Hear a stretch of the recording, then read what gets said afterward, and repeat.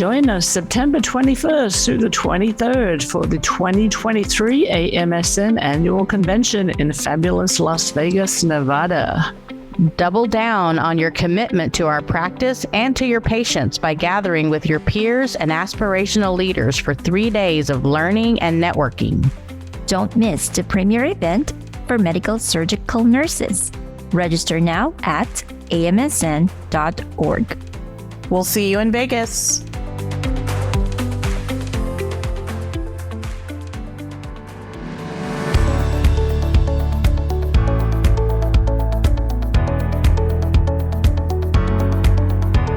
This is Caroline. This is Maritess. This is Parker. And this is Laura. Welcome to Med Surg Moments, the AMSN podcast. This podcast is an engaging look at the lives of and surrounding medical surgical nurses. We're proud Med Surg nurses just like you, sharing our stories, insights, and experiences to support you in your nursing journey.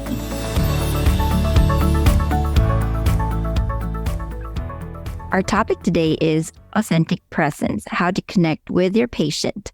But before we get started, let's see what's new with everyone.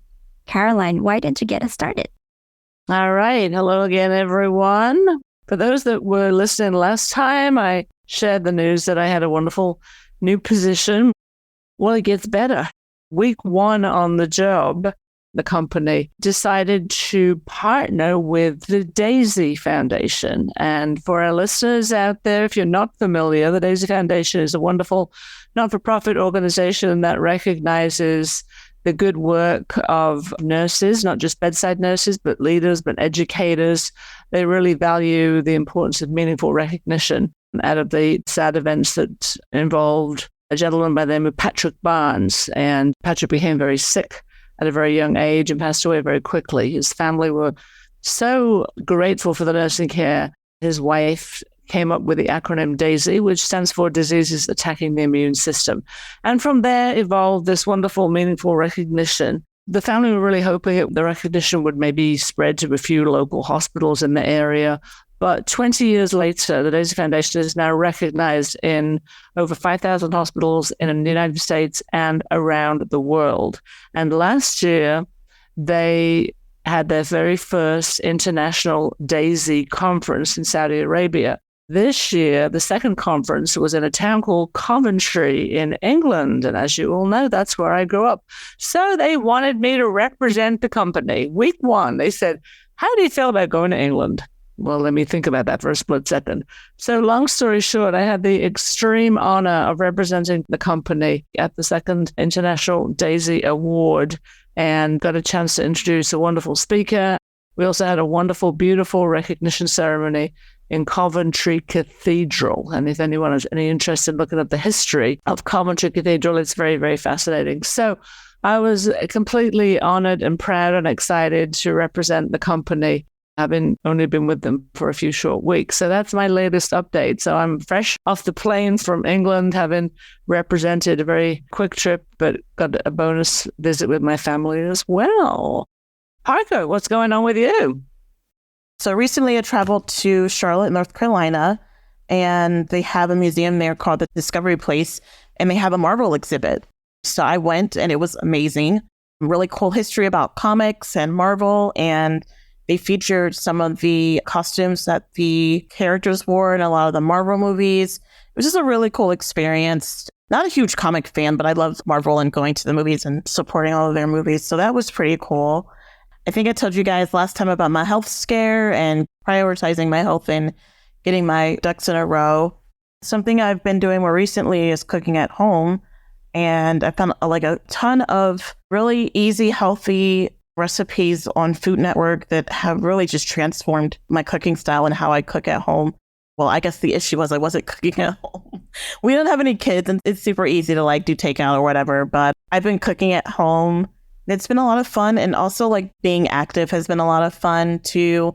I wake up early. I typically get a 3-mile walk in. That's about 9 laps around the track that's closest to my house. And then I do weightlifting kind of later in the evening, but trying to stay active. It's super helpful to use the fitness app. Your Apple Watch tracks how many steps you're taking if you met your exercise goal for the day. It's something else that I recently discovered with the most recent upgrade for Apple Watches. It actually has a timer that will time how long you wash your hands. So it starts off at the recommended, I think, 20 to 30 seconds. So that's like a super cool feature. I love that. On the Apple Watch. So yeah, but those are my updates for now. How about you, Laura? What's been going on with you?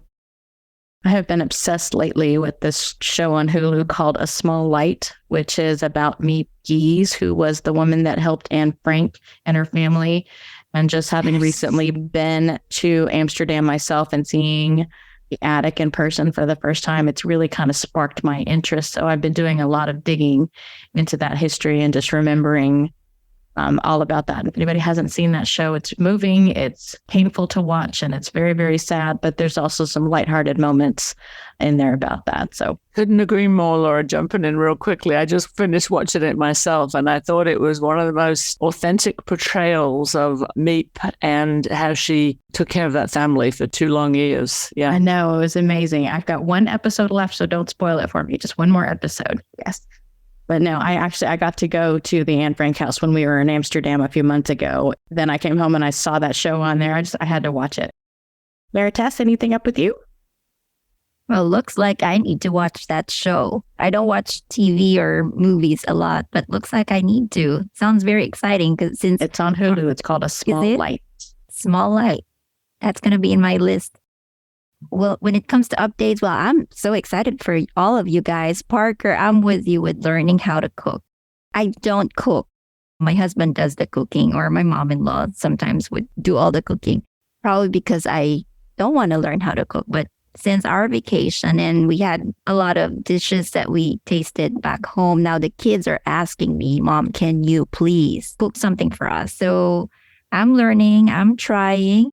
And so during my mom's celebration of life anniversary, I cooked her recipe. She passed away 14 years ago, and kind of like to kick off my cooking skills, I did her dish, and seems like everybody loved it. So we'll see. We'll see.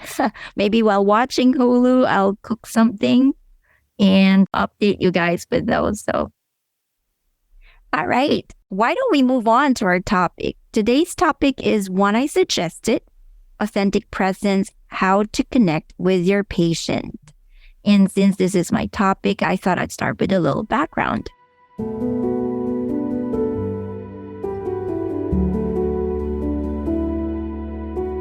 One of the nurses saw me talking to people. And I am a social butterfly. I like small talks. I like to talk to everybody. And so she said, how do you do that? I said, what do you mean? What do you mean? How do you start a conversation? She said, I love what I do. I do love taking care of patients, but I am struggling on how to start a conversation with my patient. I share the plan of care, I share the medication, I do patient education, but I want the conversation to be more interesting. And how do I really start with that? And so I said, for me, it's really simple. It's just really being yourself and just showing what you really wanted to say and your verbal and nonverbal communication skills.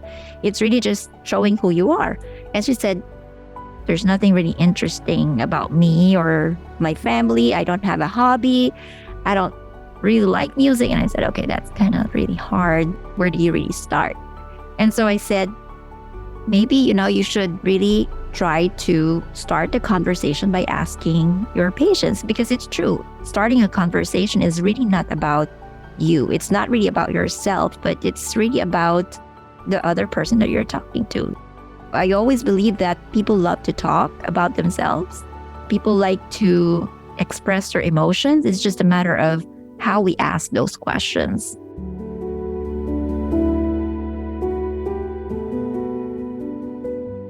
I want to ask you guys, what are your thoughts about how to connect with your patient? I think one of the easiest ways you can connect with your patients is tying in your personal experiences. You don't have to give away too much information, but one of the first questions I like to ask my patients is, where are you from? Are you from around here? How did you grow up? Like, if they're willing to talk about that kind of thing. Sometimes we get a lot of patients from West Virginia or a lot of patients that may be vacationing. I will say that it is sometimes difficult to do for patients who may be nonverbal or actively dying patients, or patients who generally aren't chatty or don't want to talk. But I find that especially with a lot of our older patients, they're willing to engage in conversation with you because a lot of them are kind of just sitting there, not really engaging with anyone. So they're ready to talk to you when you come in the room. I will say it's also difficult sometimes when you have like 5 to 6 patients to engage in meaningful conversation. You know, when you break down the time, you're spending anywhere between like 30 to 45 minutes per patient. That's almost like an hour per patient. And you have 6 patients that you have to pass on meds before 10 or 11 o'clock. So sometimes you kind of just have to get to the nitty gritty, pass your meds and say, hey, I'll come back and chat with you a little later if you're still awake. Just in the short amount of time that you spend in the patient's room, you can really engage in meaningful conversation and try to incorporate something personal within the plan of care or patient education. I think you bring up some really good points there, Parker. Most people like to talk, they like to share stories, and some patients actually want to talk about anything except the reason why they're in the hospital. They don't necessarily want to dwell on the fact that they're sick. They want to focus on something a little more optimistic, depending on what's going on. I definitely agree with what you said. The older the patient, the more they want to talk, and they want to talk about the past. And so connecting there somehow may seem difficult. But if you still have your parents or your grandparents or elderly relatives in your family, you find that connection there. Of course, I'm always fortunate. People want to strike up a conversation with me to listen to the accent. I turn that around now because I will say to people, let me listen to you talk. You have this lovely Southern accent and tell me about what it was like growing up in the South. And then, of course, that usually triggers some kind of story. So it's not difficult to make a connection sometimes, but it's not always about the obvious. You know, they don't really want to talk about the reason that they're there at the hospital. So whatever it works, because through that, you get to learn a lot about your patients. We had boards in our patient rooms, whiteboards. It goes beyond what the patient wants to be called, but, you know, something about me, a fact, favorite movie or favorite song, and they generate some conversation as well. So those whiteboards can be used for so much more than the doctor's telephone number or the nurse's phone, for example. Always kind of zeroed in on things that I noticed around the room. It's just kind of a way in, a way to start a conversation. Like if they were wearing a T-shirt with a sports team on, or if they had a blanket that had characters on it, or what TV show they were watching on TV. It was just a way to start a conversation that wasn't about their medical care. You know, if they had a picture at the bedside, oh, is that your grandson? Or, oh, is that your husband? While I was cleaning up the room or scanning meds or whatever it was that I was in there to do, it was just something else to talk about. But I always use those cues, especially if it was something that we had in common. I am a big, giant Texas Longhorn fan. So anytime any of my patients had a T-shirt or a hat or a backpack, something that had that logo on it, which is recognizable to me, I would zero in on that, and that would create a conversation point for us. So I always just looked for those little cues for something that they might be interested in talking about. Good tips for sure. And it makes the conversation much more authentic. It makes it much more genuine. And it doesn't seem like it's a forced conversation.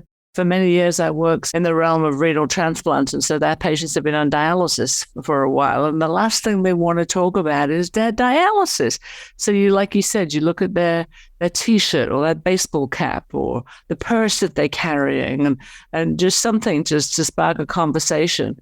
And I've had patients say to me along the way, it's so nice just to talk about something other than my fistula not working or my peritoneal dialysis catheter being blocked, you know, or someone's telling me I cannot have any salts today or my potassium's too high. You know? They just want to forget about their illness for a little bit. I love how you're telling the story, because I think also humor gives a lot of meaning when you're talking to someone, and it becomes very light. And so I think that's so important when you're authentic, when you're really truly caring for having that meaningful conversation, and not just because you wanted to start a conversation, but you really want to engage, like you really wanted to talk about something, not because you're just talking about it. Back in the day when I very first started in renal transplant, the unit manager, who was actually one of the best managers I ever worked for, but You had to go into report every morning, and you had, beyond the patient's name and diagnosis, you needed to know their BUN, their creatinine, their daily weight, and what the difference was between their weight today and yesterday. And it became like a machine report, and you felt like all you were focusing on were numbers. And so the patients would say, it's so nice for you to talk about something other than what my BUN and creatinine are. I know, because as important as that is, patients want to feel like they're whole human beings and not just a number on a piece of paper. That's so important. So important. That really connects you to your patient, that you're seeing the whole patient. You're not just seeing the diagnosis. You're not there just to do a job. You're seeing the human behind that mask. Exactly. And that builds trust and confidence, and the whole dynamic is changed completely, even if the outcome isn't something that you had hoped along the way. We need to be cognizant with the nonverbal communication that our patients share with us. And the reason why I wanted to share that is because sometimes we are too busy giving up patients our medications or documenting in the computer, and we're not really doing eye contact, and you didn't realize your patient's not even listening to you anymore. There's one experience that I had before. Nobody even knew that this patient was deaf. And so breaks my heart, but that does happen. Right? It is heartbreaking. And for me, communication is two-way. It's not just you sharing. It's not just you talking. It's really also trying to feel what the environment is. Is the patient understanding what you're talking about? And I think that's how we need to connect. It's having that shared experience. And if there are no shared experiences or similar experience between you and your patient, finding empathy and finding a way to understand what they feel and what they're currently experiencing. That's true. And also to remember to match their energy, because if someone is not in the mood to talk, you can still show them that you're there for them if they need to talk. And you can also pick up on the fact that somebody maybe need to talk. So you need to pick up on those nonverbal cues. I definitely think that nonverbal cues, like Laura said, are super important, because if you're dealing with the patient that's agitated or sometimes confused, sometimes using less words would be best for the patient and more beneficial, so you don't escalate their agitation or sometimes escalate their confusion. I know sometimes when we're dealing with patients who are confused and that need to be reoriented, to appease them, you'll say, oh yeah, you're at home. But no, you need to tell that person, you're in the hospital. I'm going to give you some medication and let you get some rest. You kind of call it a night. So it's really important to pick up on the patient's cues and kind of know a little bit about their past medical history and what they're going through acutely, to try to gauge how much you should converse with that patient and what direction you should be taking your conversation in. Exactly. Try to listen when they are open to talk. If your patient wants to talk, just be present. They're not necessarily needing you to talk back to them. Sometimes they just need to vent. They need to talk. And it's also a good opportunity for you to gauge what they need from you. If they're saying things that need a little clarification, if they're trying to explain what they understand about their own disease, that's your opportunity to gauge what they actually understand. And Laura, I like what you said about clarifying, because sometimes we talk medical terms in front of our patients or talk about different things that our patients do not understand. I always believe that we need to communicate within their understanding, but also clarify. Always do those teach backs so that you're not just sharing the information, but making sure that they do understand the information. Like the patient discharge forms, they would just sign the discharge forms without understanding. And sometimes I would ask myself, did the patient really understand? Sometimes I need to use humor. Can I quiz you on something? What are you going to do on this and this and that? And this would give me some peace of mind that the patient really understood those instructions. I think it's very important that we are always present, always focusing on what our patient needs, what the patient would need to understand, and not just for us to communicate what we wanted to say. Yeah, but it also builds trust. And when the patient is going through something difficult, if they know that they can trust you, if you have made yourself human to them, if you have told them about your own experiences, what you've been going through, or about your family, if they know more about you as a person, they're going to be more willing to open up and actually ask you questions if they need more clarification. So you're going to build that relationship with them. They're going to feel more comfortable opening up to you and letting you know when they need something. Yeah, Laura, that's such a good point. There's never any harm in revealing just a little bit about your personal background and illnesses that you may have had. When we talk about authentic presence in its truest form, we have to remember that it has to be a genuine expression. The other thing, I think, is when we are open and clear and take up that level of compassion just a notch, it's very inwardly healing for us.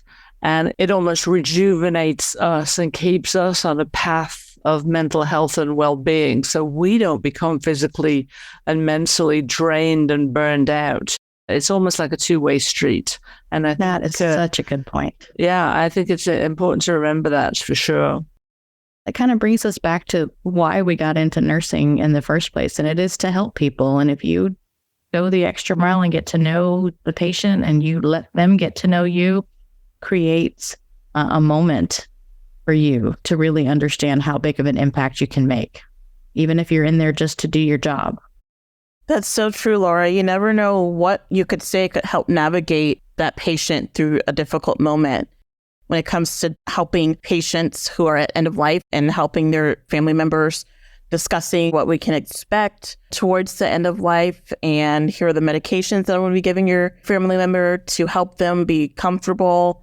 Even having my mother and my grandmother actively dying, helping to navigate my family through that experience. You never know what you could say could make a huge difference. And it's very easy to hear a conversation that you know is not authentic. You know, someone's just going through the motions. You can definitely tell. Some people are much more open and transparent than others, in as much as some people will draw that line and say, okay, well, I'm going to share something, but this is as far as I'm going to go. You know, we see a lot of things, but it's also good to share those stories and those vulnerabilities, but still keep the professional boundary. Many, many years ago, I remember a young patient passing away, and his son was about the same age as me. And his son was so completely and utterly distraught.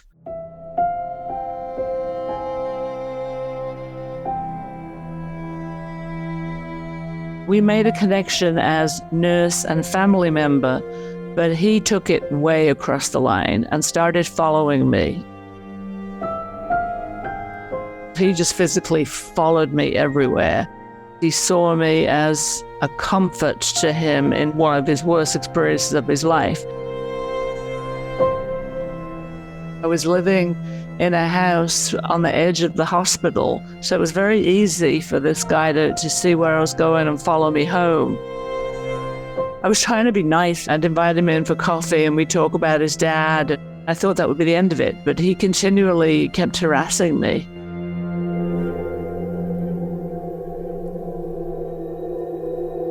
He would follow me, and one day I got there and the police were outside the house.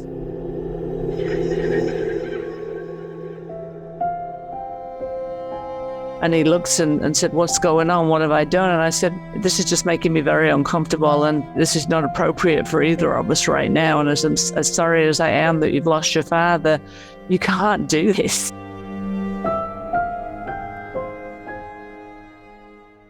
Very vivid experience, long time ago, but that's where the conversation went a little too far.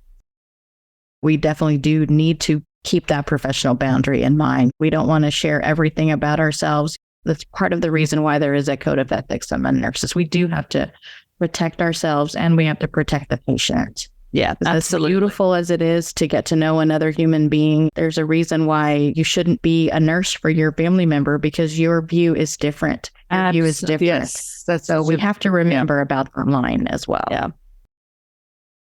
I'm not sure if you've heard of narrative medicine. In the past conference that I attended, we had a speaker who spoke about narrative medicine, and it's not new. It's been here for a while. I think it started in the 1990s. They call it narrative medicine because it's not just the nurse or the physician asking medical questions, but it's really digging into what are the different stories behind the illness. It's not just the physical symptoms, looking into emotional, looking into family situations. The speaker shared how one patient started sharing experiences beyond the physical symptoms, and it turned out to be more of like a healing conversation, physical and emotional. I myself had a personal experience with that with a patient. It just started with asking, how did you started having these illnesses, down to talking about family members. And as we all know, physical symptoms are sometimes masking emotional symptoms as well. And so that conversation went into, maybe this is the reason why I'm having too much anxiety, why I'm having headaches, why I'm having this and that. And I said, something to think about, but I didn't even realize that these are the things that are experienced by my patient at that time. So I think that's so important as well, and not just looking into the surface, but again, going back to what I shared during the intro, it's asking the right questions that really gives all these meaningful connections and meaningful conversations. I always like to look back at the initial H&P after taking care of a patient. I like to always go back to the beginning because there's a little bit more information in that initial H&P when it just lets you see the patient as more than just the symptoms that you're treating on that particular shift. Couldn't agree more with that one. Well, believe it or not, we're just about out of time.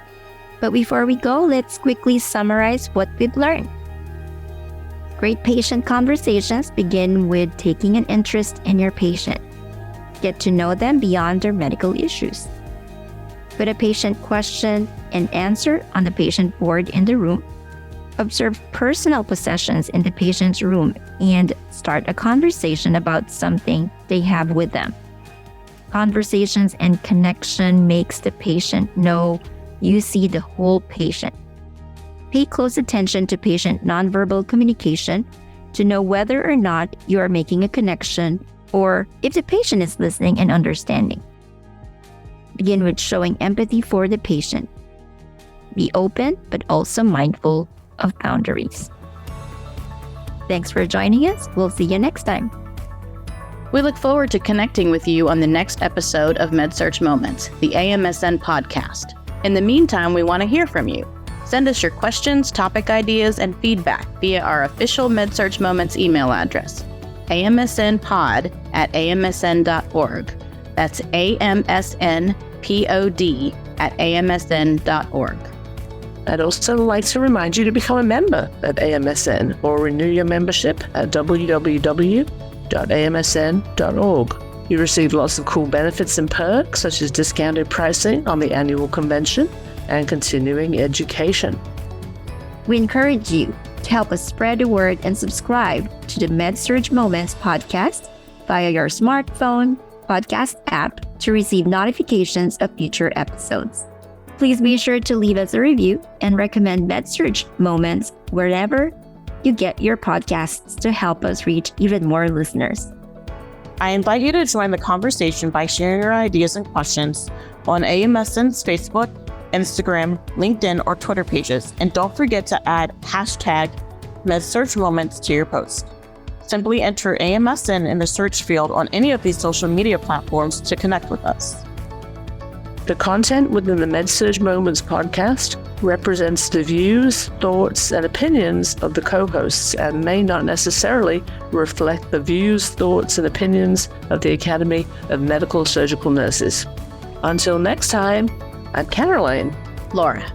And this is Maritess. And always remember, Med Surg Moments is a moment in our lives, a moment in our Med Surg careers that makes a huge difference.